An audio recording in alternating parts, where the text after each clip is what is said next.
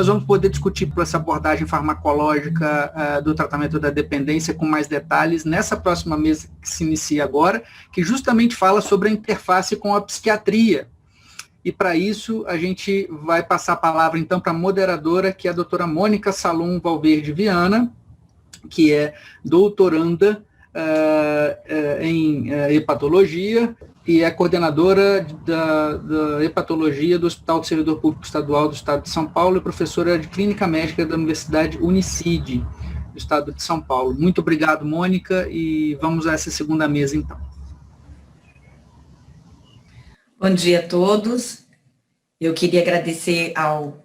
Roberto José de Carvalho pelo convite e parabenizar também pelo tema, que é um tema que a gente tem pouca chance de ficar discutindo, né? A gente tem realmente pouco isso. E não vou falar muito não, porque acho que a gente tem que aproveitar os palestrantes, né? E aproveitar para as perguntas. Então, a gente vai começar essa mesa agora, que tem essa interface com a psiquiatria, que eu acho super interessante, né? E vou convidar a Rosamar para começar. A palestra dela vai ser sobre álcool, hepatopatia e psicofármacos e ligações perigosas. E a doutora Rosamar Rezende é médica assistente do Hospital das Clínicas de Ribeirão Preto, na USP, doutorada pela Faculdade de Medicina de Ribeirão Preto e pós-doutorada pela Faculdade de Medicina da USP aqui de São Paulo. Bom dia, Rosamar. Bom dia a todos. Inicialmente, eu gostaria de agradecer o honroso convite ao Betinho, parabenizar pela iniciativa desse importante evento. Obrigada, Mônica. E eu já vou aqui compartilhar minha tela, só um minutinho.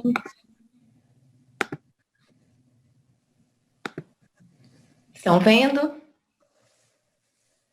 Ótimo. Então, o tema que me coube é sobre álcool, hepatopatia e psicofármacos, ligações perigosas. Não tenho nenhum conflito de interesse para essa apresentação. E o que me foi solicitado para discutir aqui são dois pontos-chave relacionando os principais efeitos da presença de hepatopatia e do uso do álcool no metabolismo hepático de psicofármacos e o impacto clínico da presença de hepatopatia e do uso do álcool nas principais prescrições dos psicofármacos. Para isso, eu dividi essa aula e vou abordar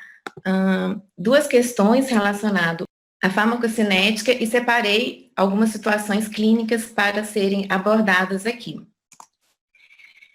Antes disso, é importante reforçar a questão da prevalência elevada tanto dos transtornos relacionados ao álcool, como também aos transtornos mentais, sendo que a gente tem mais dados em relação ao álcool, em relação ao impacto econômico e à mortalidade. O álcool é considerado a terceira causa de mortalidade na Europa, perdendo apenas para o tabaco e a hipertensão. Os transtornos mentais também bastante prevalente e é uma população que apresenta uma mortalidade superior à população geral, principalmente por causas cardiovasculares, e muitas vezes isso está relacionado aos efeitos colaterais de psicofármacos, que pode associar com síndrome metabólica. E qual que é a relação dessas duas situações, a frequência com a presença de hepatopatia? Detalhando um pouco mais a relação do álcool e dos transtornos mentais, muito bem apresentado pela doutora Maria da Penha, o álcool, cerca de 50% a 70% das pessoas que têm um uso abusivo apresentam algum transtorno mental e isso muitas vezes não é percebido pelo hepatologista. E, por outro lado, as pessoas com transtornos mentais também têm um uso mais elevado do uso do álcool, cerca de 3 vezes superior em relação à população geral. O álcool, como muito bem já apresentado pela doutora Ana Cláudia, é um fator lesivo ao fígado. Cerca de 10 a 20% dos pacientes com uso abusivo poderão desenvolver cirrose, com grande impacto epidemiológico. É a principal causa de transplante na Europa, a segunda nos Estados Unidos, além de ser um fator de lesão indireta na progressão da fibrose, quando relacionado a outras hepatologias, doenças hepáticas. E é um fator de risco também para a descompensação do fígado, para complicações como encefalopatia hepática, carcinoma hepatocelular e hemorragia digestiva varicosa. Dados relacionados aos transtornos mentais, a gente tem poucos dados em relação à frequência de associação com hepatopatia, mas sabemos que é uma população que tem um risco maior de apresentarem doença hepática alcoólica, O álcool é a principal substância psicoativa utilizada nesses pacientes, além de terem risco também de hepatites virais, por muitas vezes utilizarem outras drogas ilícitas de uso endovenoso, inalatório, que são fatores de risco para aquisição, então, das hepatites virais, e mais especificamente em relação aos psicofármacos, a doença gordurosa metabólica e a hepatite medicamentosa. E lembrando que o álcool, como veremos, é um importante fator também que pode interferir na biodisponibilidade de alguns psicofármacos. Os psicofármacos é a classe de fármacos mais prescrita na prática clínica, é classificada basicamente em 4 classes, são os antidepressivos, os antipsicóticos, os estabilizadores de humor e o ansiolítico. À medida que houve um conhecimento melhor da participação de neurotransmissores nas doenças mentais, nós temos uma infinidade de medicamentos com princípios ativos diferentes, com vários nomes comerciais, de ampla aplicabilidade no uso clínico, como, por exemplo, os antidepressivos, não só para tratamento de depressão, como alguns outros transtornos mentais, mas também, por exemplo, em uso na neuropatia periférica pelo álcool, na síndrome do intestino irritável, os ansiolíticos também, não só para tratamento dos transtornos de ansiedade, mas também em procedimentos que vão ser necessários sedação, também na síndrome de abstinência alcoólica, os estabilizadores de humor também utilizados como anticonvulsivantes e os antipsicóticos mais voltados para quadros psicóticos e também para depressão com quadros psicóticos associados. Então, é muito frequente na prática o hepatologista se deparar com os psicofármacos e principalmente quando recebe pacientes com hepatopatia crônica ou pelo álcool ou por outra etiologia, que nós teremos que ver a questão de segurança dos eventos adversos. Muitas vezes esses pacientes chegam com encefalopatia hepática e o psicofármaco é o fator desencadeante, ou porque a gente recebe para investigar a alteração de enzimas hepáticas e na investigação a gente chega ao diagnóstico de DILI pelos psicofármacos e em algumas situações o hepatologista, ele vai precisar de prescrever os psicofármacos, principalmente quando se sente mais à vontade em relação aos transtornos mentais leves, em que tem dificuldade de encaminhar para o psiquiatra, o que é muito frequente dentro do ambiente do SUS, e em algumas situações de sedação, como nos exames de endoscopia, ainda temos muitos hepatologistas que são endoscopistas, como é o meu caso. Então, é importante recordarmos alguns princípios básicos de farmacologia e de uma forma bastante simples, conceitual, eu trago aqui que a farmacocinética, então, é o movimento do fármaco no organismo, é o que o organismo faz com o fármaco, e a farmacodinâmica são os efeitos tanto terapêuticos como também tóxicos do fármaco no organismo. A farmacocinética, ela é dividida em 4 fases, que é a absorção, a distribuição, metabolização e excreção. E a hepatopatia pode interferir em todas essas fases, mas principalmente, como veremos, na distribuição e na metabolização, o álcool na metabolização, e isso vai refletir, então, em consequências tanto na potência como na toxicidade dessas medicações. Em relação à distribuição, nós temos que lembrar a questão da primeira passagem, que alguns psicofármacos precisam no fígado, e na hepatopatia, então, nós temos uma diminuição da perfusão hepática, tanto pela hipertensão portal ou puxantes, e, consequentemente, teremos uma menor passagem desses medicamentos e menor metabolização e uma elevação, então, da concentração dos psicofármacos na corrente sanguínea. Isso é agravado na população de idosos que naturalmente já tem uma diminuição pela idade de fluxo hepático e de massa hepática. Ainda em relação à distribuição, temos que lembrar que cerca de mais de 80% dos psicofármacos, eles possuem ligação proteica. E grande parte dessas proteínas, como a albumina, como sabemos, é de síntese hepática, e na cirrose, então, teremos uma menor disponibilidade de proteínas, consequentemente, uma circulação de droga livre maior, o que vai potencializar o efeito de algumas drogas, que o exemplo clássico aqui é o diazepam, em que ele tem muita afinidade proteica, e aí nós teremos, então, quadros maiores, mais prolongados de sedação, sendo um importante medicamento associado como desencadeante da encefalopatia hepática. E em relação à metabolização dos psicofármacos, nós temos que lembrar de uma maneira geral que as drogas, elas podem sofrer tanto metabolização hepática como renal, e na hepática nós temos duas fases. Uma fase que é decorrente do citocromo P450, que podemos ter tanto metabólicos inativos como ativos, como é o caso de benzodiazepínico, e algumas drogas podem ter metabolização utilizando apenas a fase 2, que é uma fase de conjugação, que ela é preservada na doença hepática. E o grande exemplo aqui é o lorazepam e a olanzapina, que é um antipsicótico. Alguns medicamentos que são hidrossolúveis, como o lítio, o topiramato, eles já sofrem eliminação direta renal, e aqui nós temos que ter um cuidado em pacientes cirróticos quando temos alterações hemodinâmicas, o que não é infrequente nessa população, decorrente de insuficiência renal, de paracentésistências que não são repostas com albumina, e então aí nessa situação nós poderemos ter comprometimento e ter um maior nível sérico dessas medicações. Então, toda vez que nós estamos diante de um paciente cirrótico, alguns psicotrópicos nós temos que ter atenção, nós temos que evitar, então, as drogas de primeira passagem, principalmente os antidepressivos tricíclicos, e aqui os antipsicóticos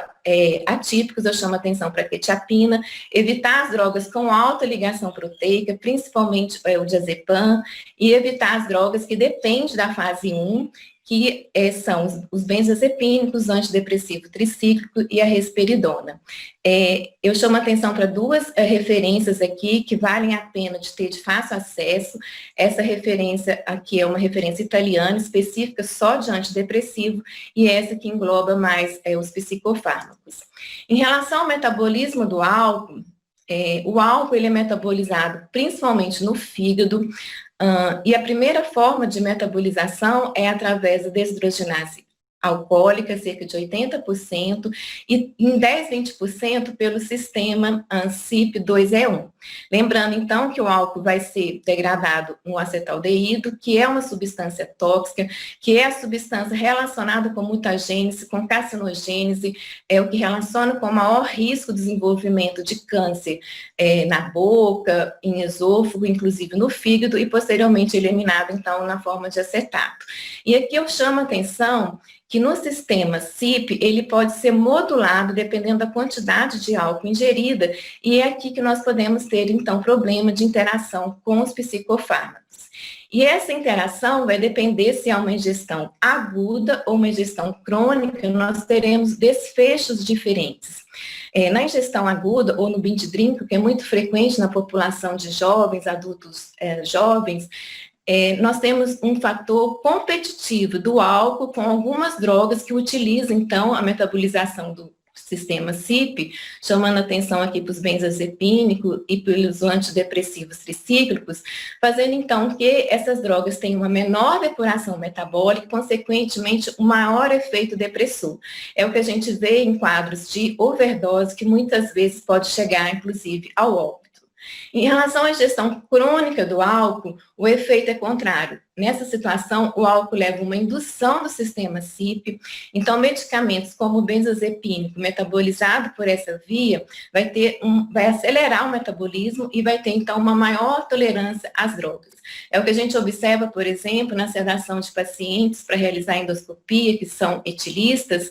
que a gente tem que fazer uma dose muito alta de benzodiazepínico para conseguir um efeito adequado de sedação. E aqui eu separei 3 situações para apresentar de forma bastante sucinta, que é a síndrome de abstinência alcoólica, a DILI relacionada aos psicofármacos e a sedação para procedimentos endoscópicos, chamando a atenção que os psicofármacos também são fatores de risco, tanto para encefalopatia hepática como para acute chronic liver failure, que o álcool aumenta o risco de descompensação hepática em 4 vezes e associa-se 25% dos casos da acute chronic liver failure, como foi demonstrado no estudo canônico. Nessa apresentação não vai ser abordado a questão da acute chronic liver failure por conta do tempo. Então, com relação à síndrome de abstinência alcoólica, já foi brilhantemente apresentado pela doutora Maria da Penha, a gente tem que lembrar que o álcool é um potente depressor do sistema nervoso central. Na ingestão aguda, a gente tem um aumento da atividade dos neurotransmissores inibitórios, uma diminuição da atividade dos neurotransmissores excitatórios, e na ingestão crônica existe um mecanismo de adaptação do sistema nervoso central a esses neurotransmissores, e com a interrupção aguda, nós poderemos ter, então, a síndrome de abstinência alcoólica, que geralmente apresenta 6 a 24 horas após a suspensão do álcool, com predomínio, como já foi muito bem demonstrado aqui pela doutora Maria da Penha, do estado de hiperexcitação. Podemos ter quadro leve só de agitação, até mesmo de convulsão, delírio, e o tratamento nessa condição é principalmente com relação aos benzodiazepínicos, que teremos que usar nos quadros de síndrome de abstinência alcoólica de moderada a grave. Algumas vezes teremos que utilizar alguns medicamentos de forma para tratamento de sintomas, e lembrando aqui que o principal medicamento para ser utilizado quando se tem hepatopatia na síndrome de abstinência alcoólica, nós vamos dar uso ao lorazepam por ter metabolização que é conservada no paciente que tem hepatopatia. Mas em algumas situações de casos muito graves, com convulsão, a gente vai ter que lançar a mão muitas vezes do diazepam, porque o diazepam é uma droga que a gente pode fazer endovenosa, e em 5 minutos de ter efeito o lorazepam. Ele é menos lipossolúvel, então o pico de ação demora aí cerca de meia hora, e no Brasil nós não temos apresentação endovenosa. E nessa situação, então, quando tivermos que usar o diazepam por ter um quadro muito grave, às vezes de convulsão, nós vamos ter que titular a dose, porque o diazepam tem uma meia-vida muito longa, de 30 horas, e seu metabólico chega a ter 90 horas. Então, a gente tem que ter muito cuidado se tiver que usar em casos muito específicos, e na dificuldade do acesso endovenoso, nós temos que fazer o uso, o único medicamento benzodiazepina que poderá ser feito é o midazolam, porque o midazolam, ele é hidrossolúvel e rapidamente no pH plasmático ele se converte para a forma lipossolúvel, ou seja, ele vai ter uma boa penetração no sistema nervoso central, e ele é uma droga de meia-vida curta. Em relação a essas outras medicações, o baclofeno, gabapentina, topiramata, existem poucos dados para aplicabilidade na síndrome de abstinência alcoólica, são utilizados mais para manutenção da abstinência e para diminuir a recidiva, e isso vai ser discutido na próxima palestra. Em relação aos psicofármacos, é a classe de medicamentos, segunda classe mais associada com a questão da DILI, perdendo apenas para os antibióticos. Então, nós temos que ter uma atenção quando a gente for prescrever essa medicação, principalmente nos pacientes que já possuem alguma doença hepática. A lesão por DILI, ela é mais frequente de forma aguda, mas nós podemos ter 10% dos casos de forma crônica que se apresentam com colestase. A lesão, ela é principalmente hepatocelular em 90% dos casos, mas pode ser colestática ou mista. E aqui, ressaltando a questão da esteatose, os antipsicóticos como olanzapina, clozapina, os estabilizadores de humor, eles levam muito a questão de aumentar o apetite, com isso os pacientes podem ter ganho de gordura, obesidade, síndrome metabólica, por isso a associação de esteatose. Lembrando que o valproato, por si só, ele pode também levar a uma lesão direta mitocondrial, também levando a esteatose microvesicular e muito raramente a síndrome de Raya. Em relação à fisiopatologia, principalmente idiosincrático, dose independente,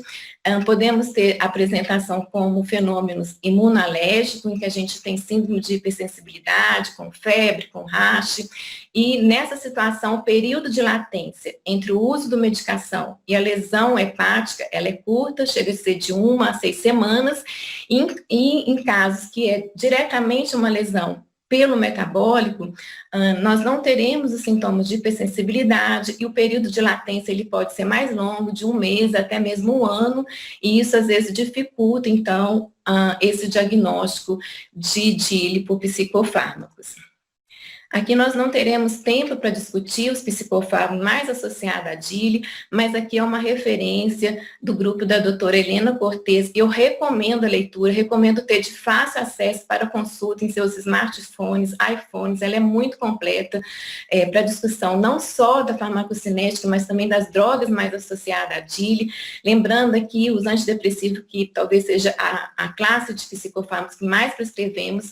Os inibidores da recaptação da serotonina são os mais seguros e os antipsicóticos aqui, a olanzapina. E sempre que tivermos um quadro, então, de DILI, nós vamos ter que checar no LiverTox, às vezes no PubMed para ver se tem relato de caso, ou checar a bula. E, em algumas situações, o psicofármaco pode ser o mais seguro, mas às vezes o não mais indicado em determinada situação. A gente às vezes acaba tendo que usar um medicamento que, para aquele caso em questão, às vezes é a droga melhor e talvez não tão segura para a parte hepática, e aí nessa situação a gente vai ter que avaliar risco e benefício e fazer o acompanhamento mais de perto dos pacientes.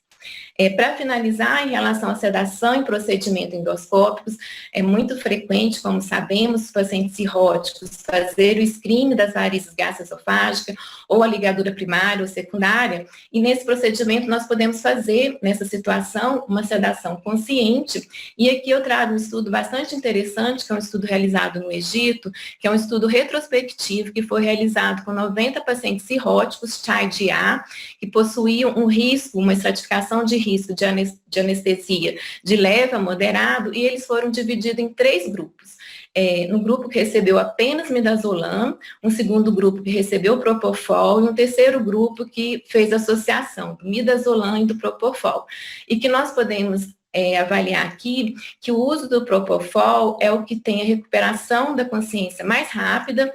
o combinado também é mais rápido em relação a fazer só o midazolam, com uma vantagem dessas 2 medicamentos, a gente ter menos efeito de hipoxemia quando associamos somente o midazolam. O que nós fazemos no Centro de Endoscopia do Hospital das Clínicas de Ribeirão Preto, a gente opta por fazer a combinação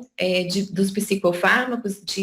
tanto do midazolam como do anestésico do propofol, para evitar de fazer somente o propofol, que ele tem uma meia-vida muito curta, e com isso a gente teria que fazer uma dose mais elevada, aumentando o risco de depressão cardiorrespiratória. Eu finalizo, então, concluindo que existe uma frequência elevada entre os transtornos relacionados ao álcool, com doenças mentais e hepáticas, que as alterações na farmacocinética e farmacodinâmica dos psicofármacos ocorre com o uso do álcool e na presença de hepatopatias, e na prática clínica, dentro do possível, utilizar os psicofármacos com menor potência de DILI e menor alteração da farmacocinética na vigência de hepatopatia. Eu agradeço a todos, muito obrigada pela atenção.